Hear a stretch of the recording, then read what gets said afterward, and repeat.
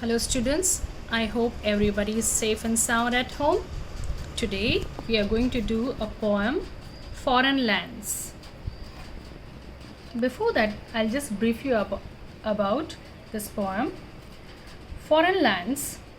This is a fascinating poem about a child who climbs a tree and sees everything beyond her garden wall.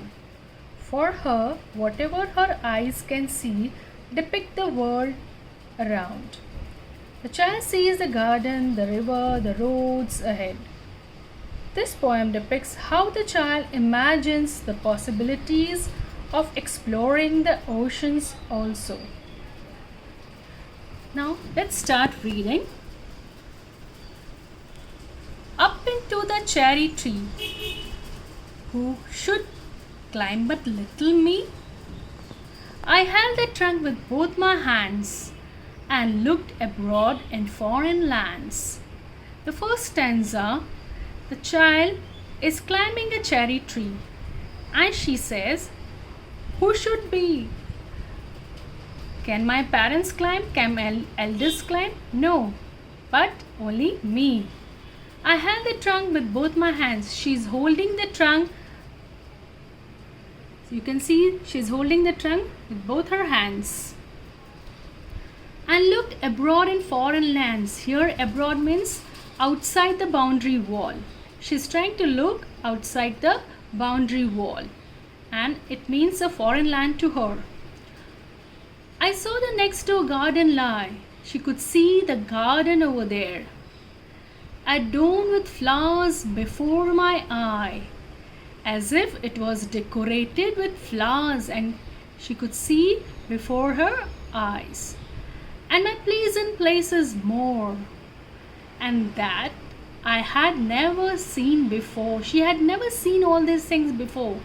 Maybe she hasn't climbed the boundary wall, as she might have not explored the things before. I saw the dimpling river pass. She could see the river passing by beyond the boundary wall. And be the sky's blue looking glass, and she could see the sky as if like a mirror. The dusty roads go up and down. The roads are always dusty, and she could see the roads up and down. The roads are not going up and down, but yes, they were like a hill from here to there, and people walking, with people tramping into town. Yes, she could see the people walking into town. If I could find a higher tree, she's already climbed a high tree, but she wants to climb higher.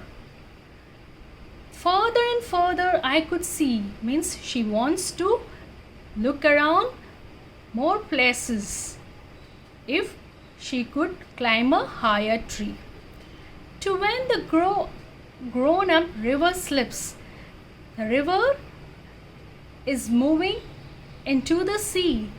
She's saying that to where the grown up river slips, when the river is moving into the sea among the ships, to where the roads on either hand.